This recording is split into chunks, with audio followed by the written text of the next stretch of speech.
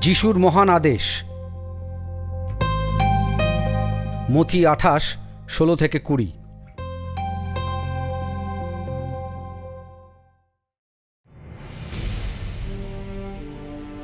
তখন সেই 11 জন শিষ্য গালিলে ফিরে গিয়ে যিশু তাদের যেখানে ডেকেছিলেন সেই পর্বতে গেলেন। তারা যিশুকে দেখে ভূমিষ্ঠ হয়ে তাকে প্রণাম করলেন। তবে তাদের কয়েকজনের মধ্যে সন্দেহ দেখা দিল। তখন যিশু তাদের কাছে এসে বললেন, স্বর্গে ও পৃথিবীতে পূর্ণ ক্ষমতা ও কর্তৃত্ব আমাকে দেওয়া হয়েছে। তাই তোমরা যাও, গিয়ে সকল জাতির মানুষকে আমার শিষ্য করো ও পিতা, পুত্র এবং পবিত্র আত্মার নামে বাপ্তিস্মা দাও। আমি তোমাদের যেসব আদেশ দিয়েছি সেসব তাদের পালন করতে শেখাও।